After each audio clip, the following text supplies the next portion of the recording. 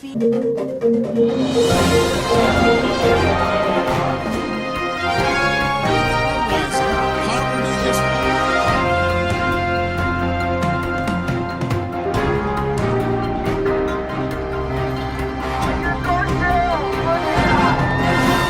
an up-close and personal view.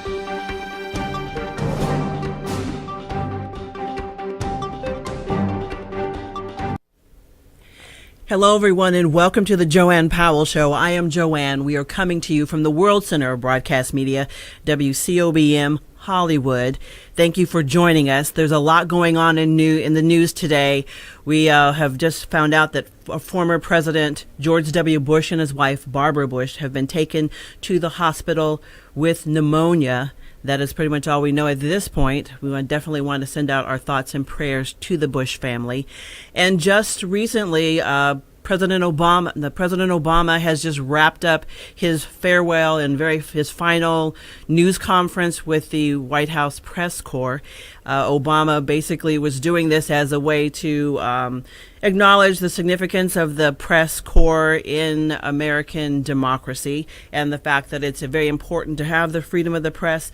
And even sometimes during his administration, he didn't necessarily agree with all that the press had to say about him or print about him, but it was the key significance, and it's the purpose and the responsibility of the press to do what they need to do when it comes to covering officials of government and keeping everyone accountable, that it's important for the press corps to be there in their role. Another component, one of the several things that President Obama talked about also dealing with us as a nation. We have a lot of racial issues going on. We've made a lot of strides in our country, but there's still more work to be done, and we have to be inclusive and work together and have our differences work in our favor and not ways to separate us.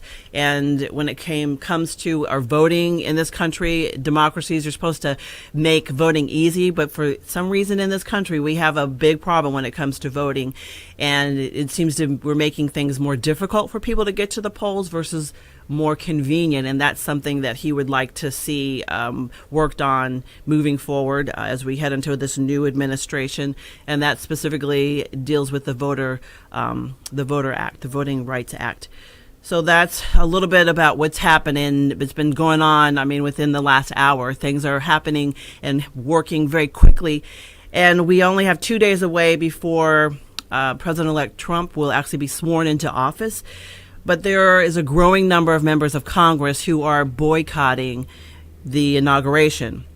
We have more than 50 Democratic lawmakers who basically are saying that they will not be attending the inauguration. Many say that they're boycotting is because of the rift between Trump and Congressman John Lewis. That basically this happened over the Martin Luther King Day weekend, and that was the last straw for them.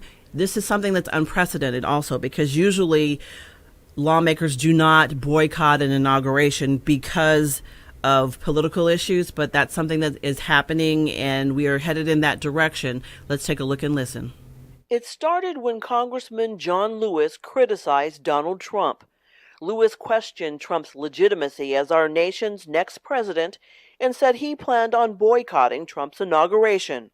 I don't see this president-elect as a legitimate president. I think the Russians participated in helping this man get elected. Trump fired back, tweeting, "Lewis is all talk, talk, talk, no action or results." Lewis, a civil rights icon, was severely beaten while crossing the Edmund Pettus Bridge. He embraced Dr. Martin Luther King Jr.'s dream and marched beside him during the civil rights movement. This war on words has led some 50 Democratic Congress members to opt out of Trump's inauguration. Republicans like North Dakota's John Hoeven say inaugurations should be above politics. Regardless of who wins, we all need to support our Constitution. Vice President-elect Michael Pence is hoping Lewis will reconsider and attend the inauguration. He also wants Lewis to recognize that Trump legitimately won the election. To use terms like this is not a legitimate president. It's just deeply disappointing to me, and I hope he reconsiders it. But President-elect Trump has been accused of doing the same thing for years. When President Obama was elected, he publicly questioned whether he was even born in this country and if he had the right to be president at all. He could have been born in Kenya, could have been born, some people think, Indonesia. Why doesn't he show the birth certificate? So what do you think I should do? Go to the inauguration or not? Constituents of Congresswoman Karen Bass of Los Angeles answered loud and clear. 84% say stay home. Some people are telling me I shouldn't just focus on Trump. I need to focus on the office of the presidency. But let me just tell you, that's a big hill to climb right now.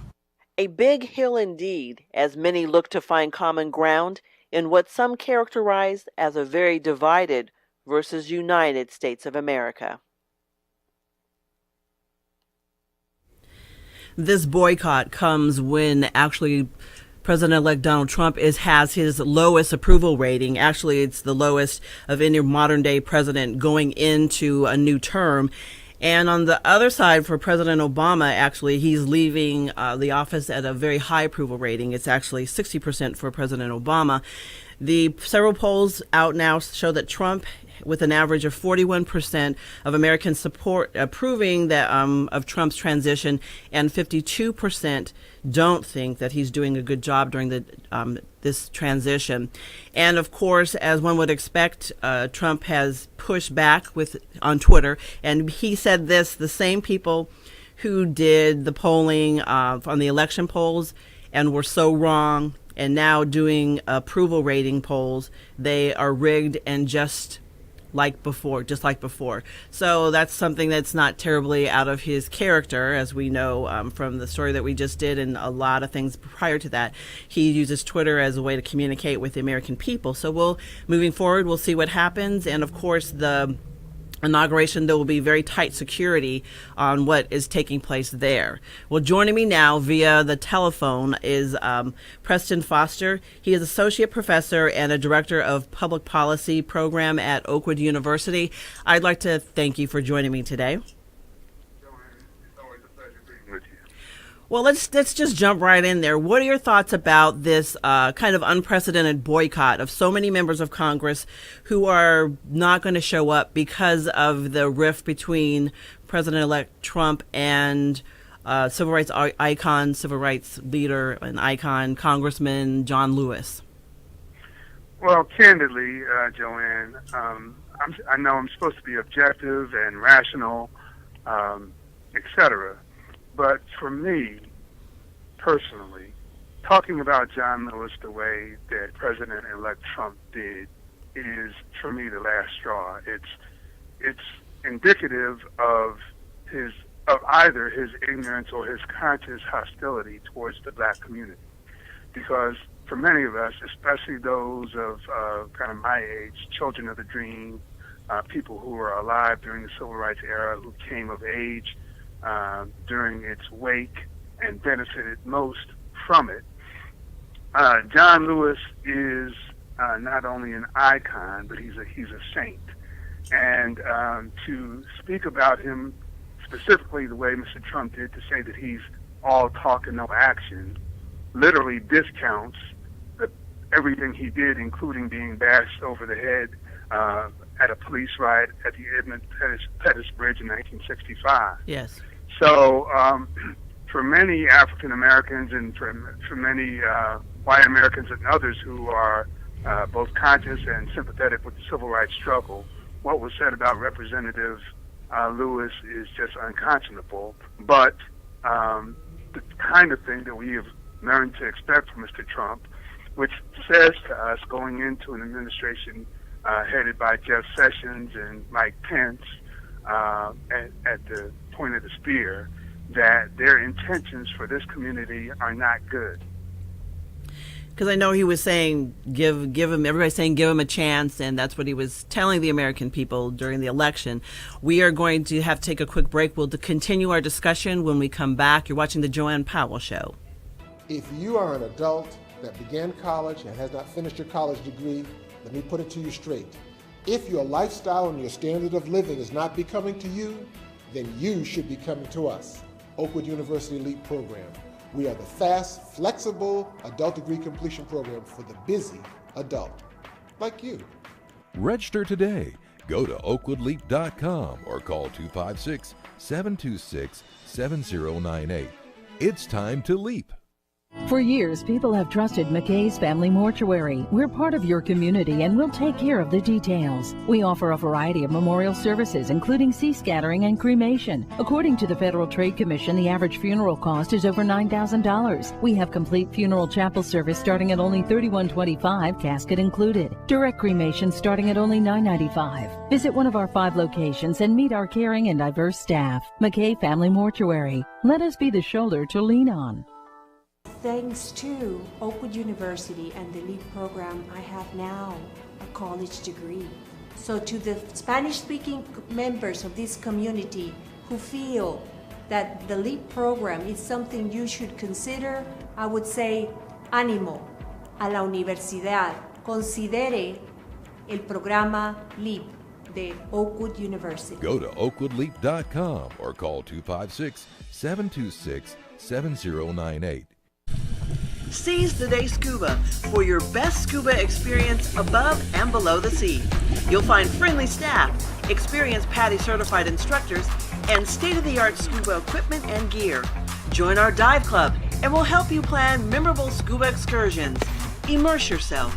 Seize the Day Scuba, serving Southern California. Call 949-220-0500 to create your scuba experience. When I first started into the program, yes, I had doubts. I was really impressed with Oakwood University, with the faculty and the staff and the student body. It was a really good experience, and I would definitely recommend it to anyone who was thinking about going back and finishing their degree. Register today. Go to oakwoodleap.com or call 256-726-7098.